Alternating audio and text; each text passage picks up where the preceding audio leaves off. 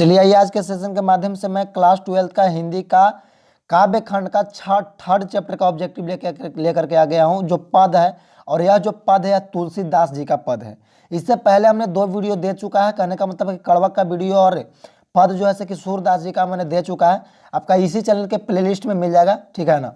और इसका पीडीएफ चाहिए तो ग्रुप से जुड़ जाइएगा। इस चैनल के अबाउट में जाइएगा, वहाँ पे आपका ग्रुप का लिंक डाला हुआ है और आपका व्हाट्सएप नंबर आपका जो भी है डाला हुआ है। डिस्क्रिप्शन बॉक्स में भी ग्रुप का आपका लिंक डाला हुआ है, जुड़ जाइएगा प्लीज़। मैं फिर से बोल रहा हूँ पीडीएफ के लिए, ठीक है ना। जिनको 2024 में एग्जाम देना है वो तो इस चैनल को सब्सक्राइब कर लीजिएगा, नहीं था कोई प्रॉब्लम नहीं है। आज के सेशन के माध्यम से मैं तुलसीदास जो पद है, पद जो तुलसीदास जी का उनका टोटल ऑब्जेक्टिव भी देखने जाऊंगा। लेकिन उससे पहले नमस्कार, मेरा नाम है बीएस भारती और आप देख रहे हैं बीएस सक्सेस पॉइंट पे इस वीडियो को, ठीक है ना। चलिए ये पहला क्वेश्चन यहाँ पे आप देख सकते हैं कि वरय रामायण किनकी रचना है। तो वरय रामायण, देखिए रामायण की जहां तक बात आएगी ना भैया मेरे, तो तुलसीदास सीधे मारिएगा। क्योंकि तुलसीदास जो थे ना कि राम के भक्त थे। किनके भक्त थे? राम के भक्त थे तुलसीदास जी। और क्वेश्चन करे कि वरय रामायण किनकी रचना है, तो तुलसीदास जी का हो जाएगा, क्योंकि रामायण की बात कर रहा है। याद रखने का ट्रिक है ना, ठीक है ना। याद रखने का ट्रिक में कोई दिक्कत नहीं जी। दिक्कत कैसे होगा? बीएस भारती जो आपके साथ है। आगे क्वेश्चन करे कि काशी में कितने वर्ष रहकर तुलसीदास विद्या अध्ययन किए थे, ठीक है ना। तो 15 वर्ष तक रहे थे। कितने वर्ष तक रहे थे? 15 वर्ष तक रहे थे। याद रखिएगा, ऑप्शन नंबर भी बिल्कुल ही करेक्ट जवाब हो जाएगा। कितने वर्ष तक रहे थे? 15 वर्ष तक रहे थे। 15 वर्ष तक, याद रखिएगा। आइए तीसरा नंबर यहाँ पे क्वेश्चन, तीसरा नंबर यहाँ पे क्वेश्चन करे कि तुलसीदास ने अपने युग की किन 2 साहित्य भाषाओं को अपनाया? तो अपनाए थे, याद रखिएगा, अवधी और ब्रज भाषा अपनाए थे। याद रखिएगा, अवधी और ब्रज भाषा अपनाए थे। मैं फिर से बोल रहा हूं कि याद रखिएगा, अवधी और ब्रज भाषा अपनाए थे। आइए चौथा नंबर क्वेश्चन करें कि तुलसीदास के दीक्षा गुरु कौन है? क्वेश्चन देख सकते हैं किस प्रकार से पूछा हुआ है, ठीक है ना। देखिए यहां पे देखिए क्वेश्चन करें कि तुलसीदास के दीक्षा गुरु कौन थे, तो वो थे नरहरिदास। याद रखिएगा, तुलसीदास के दीक्षा गुरु कौन थे? नरहरिदास, ठीक है ना। अगला क्वेश्चन कह रहा है कि तुलसीदास के पत्नी का क्या नाम था? तो रत्नावली नाम था। कहने दिले है जी, बी में दिले है, रत्नावली नाम था उनकी पत्नी का। याद रखिएगा, पूछता है बार बार बोर्ड एग्जाम। रत्नावली नाम था, याद रखिएगा, मैं फिर से बोल रहा हूं। और माता का उनका नाम था हुलसी। अरे तुलसी के भाई ले हुलसी ललनवा करके ऐसा गाना है जो मुझे याद नहीं आ रहा अभी, ठीक है ना। हुलसी के भाई ले तुलसी ललनवा हो, ऐसा कुछ करके गाना है, तो गाना याद आता है, ठीक है ना। तो उनके माता का नाम है हुलसी और पत्नी का नाम था रत्नावली। याद रखिएगा, ऑप्शन नंबर बी, यहाँ पे सी करेक्ट होगा, यहाँ पे बी करेक्ट होगा। अरे हुलसी के भैले तुलसी ललनवा हो, भवनवा में भांग जगल बा, है ना। सोहर गवाता है ना, उस प्रकार से यहाँ सीन है। बट सोहर पे ज्यादा ध्यान नहीं देना है आपको, एग्जाम पे ध्यान देना है, ठीक है ना। बात करते हैं तुलसीदास के जन्म की, कि इनका जन्म कब हुआ था। तो तुलसीदास जी का जन्म देखिए, उन लोग का जन्म होता देखिए, मलिक मोहम्मद जैसी का जन्म होता 1492 और सूरदास जी का जन्म होता 1498। लेकिन इनका बदल जाता है, ये 1500 में आ जाता है, यानी कि 1543 में इनका जन्म हुआ था। इनका जन्म कब हुआ था? 1543 में, ठीक है ना। और मलिक मोहम्मद जैसी का मृत्यु कब हुआ था? तो 1548। मतलब कंफ्यूज मत होइएगा, मैं मतलब जन्म और मृत्यु वाला अलग से मैं वीडियो प्रोवाइड करवाऊंगा, मैं फिर से बोल दे रहा हूं। लेकिन इसमें कंफ्यूज मत होइएगा, मैं फिर से बोल रहा हूं, ठीक है ना। आगे 8 नंबर यहाँ पे क्वेश्चन कर रहे कि तुलसीदास का जन्म किस प्रदेश में हुआ था? तो तुलसीदास जी का जन्म हुआ था उत्तर प्रदेश में, यूपी में जन्म हुआ था। तुलसीदास जी का जन्म कहां हुआ था? उत्तर प्रदेश में हुआ था। याद रखिएगा। रामचरितमानस किनकी रचना है? तुलसीदास जी का रचना है। और किनकी रचना रहेगा जी? रामचरितमानस किनकी रचना है? तुलसीदास जी का रचना है, याद रखिएगा। 10 नंबर यहाँ पे क्वेश्चन कर रहा है कि किस मतलब, तो प्रेम मार्गी नहीं होगा, कृष्ण मार्गी नहीं होगा, ज्ञान मार्गी नहीं होगा, राम मार्गी होगा, क्योंकि राम के भक्त थे। मैं फिर से बोल रहा हूं, किस शाखा के कवि थे? तो राम मार्गी मारिएगा, क्योंकि राम के भक्त थे। इससे पहले वाले वीडियो में हमने डिस्कशन किया था कि देखिए, जिस चैप्टर में जिनके जो भक्त थे उसी से ज्यादा क्वेश्चन रिलेटेड करके पूछा। देखिए गीतावली बार बार आ रहा था ना, तब कंफर्म हो जाइए।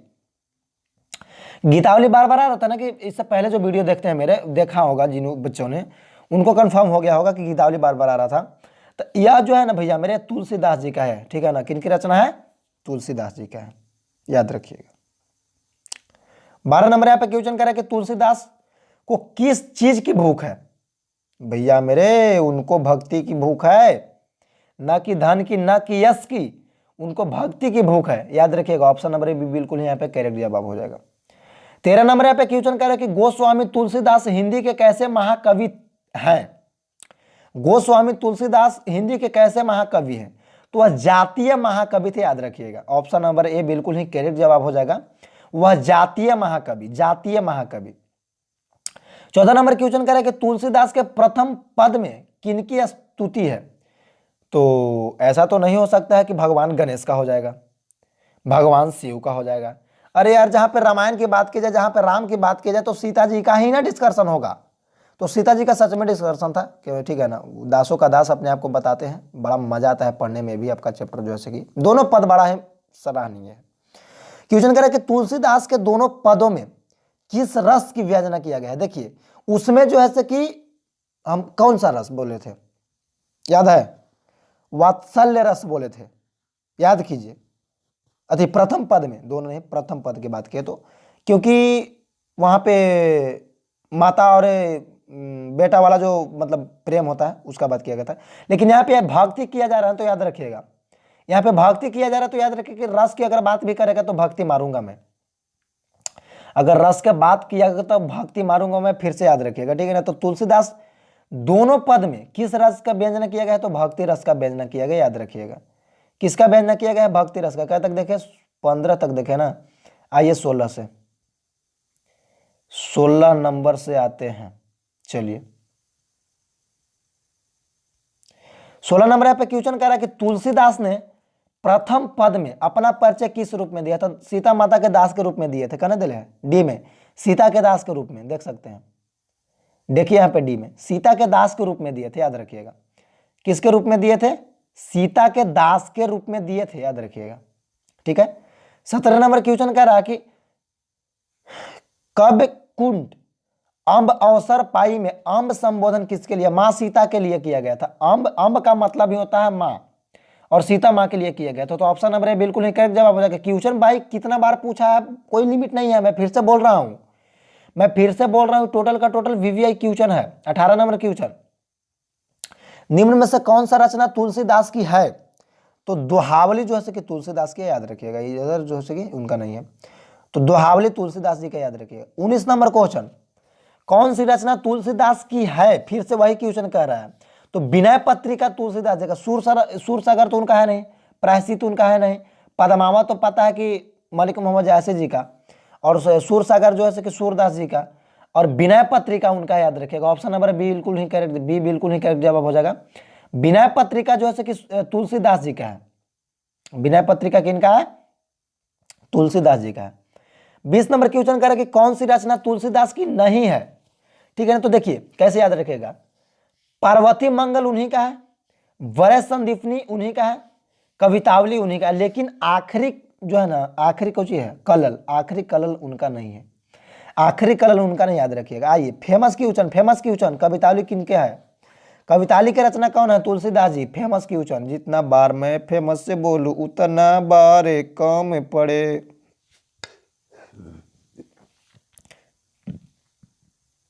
चलिए 22 नंबर क्वेश्चन को मैं दिखाने का प्रयास करता हूं। कह रहा है हनुमान बाहु को तुलसीदास किस कृति का एक अंश माना जाता है?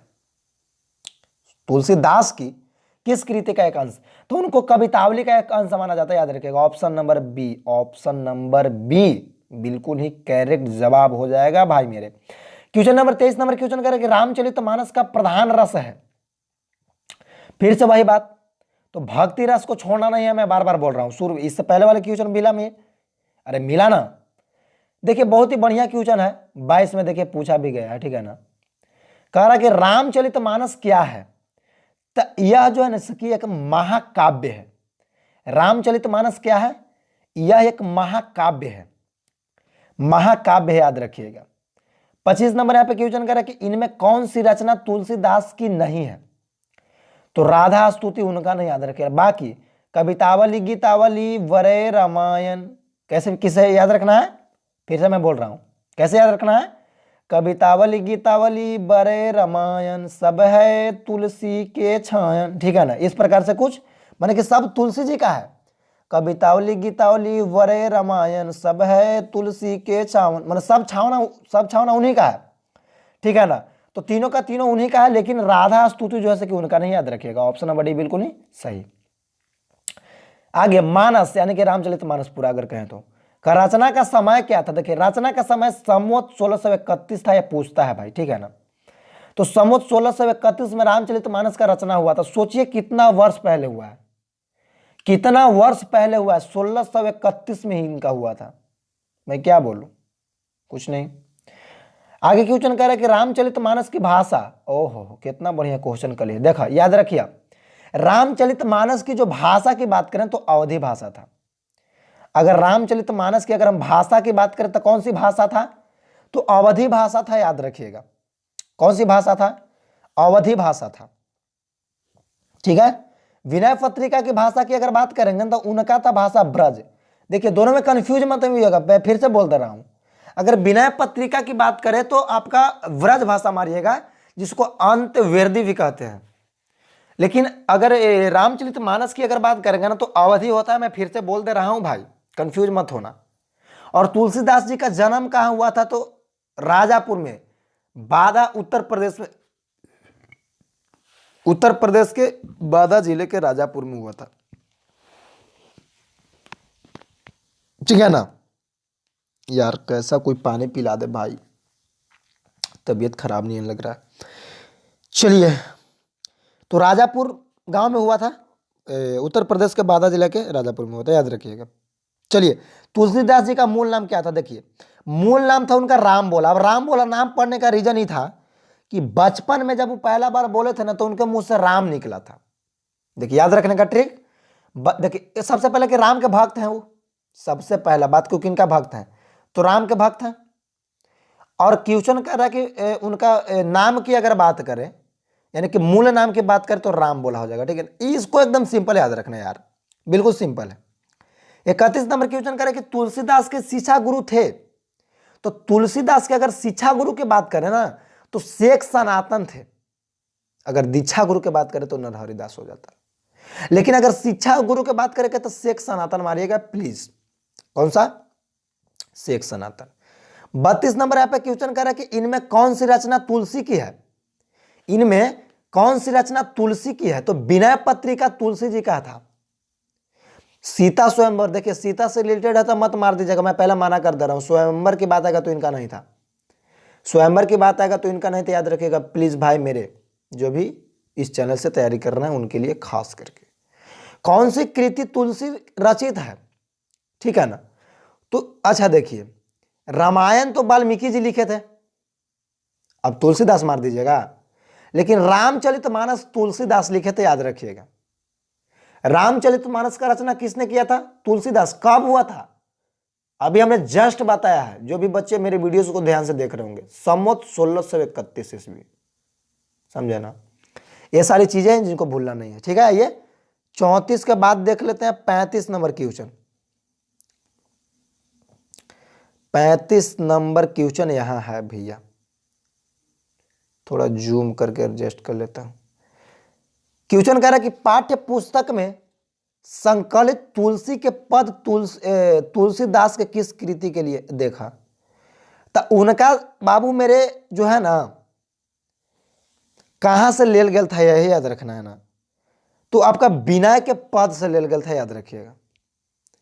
ना कि दोहावली, ना कि कवितावली मारिएगा, मैं फिर से माना कर रहा हूं, ठीक है ना। ऑप्शन नंबर डी बिल्कुल ही करेक्ट जवाब हो जाइए रे भैया, ठीक बानू। आगे, तुलसीदास किस काल के कवि, भक्ति काल का नहीं, डी में, याद रखिएगा। Last number question, Hanuman Bahuk रचना कितने छंद की है, 44 छंद के, याद रखिएगा। हनुमान बाहुक कितने छंद के, 44 छंद के। इसका पीडीएफ आपको ग्रुप में मिलेगा, डिस्क्रिप्शन बॉक्स में ग्रुप का लिंक है, अबाउट चैनल के अबाउट में भी है, और टोटल वीडियो प्लेलिस्ट में मिल जाएगा। मिलते हैं नेक्स्ट चैप्टर को लेकर के नेक्स्ट वीडियो में, तब तक के लिए तमाम को जय हिंद, वंदे मातरम, मस्त रहिए, स्वस्थ रहिए, मन लगा करके पढ़ाई करते रहिए, 2024 में गर्दा उड़ाइए और अपने माता पिता के साथ साथ मेरा भी नाम को रोशन कीजिए। जय हिंद।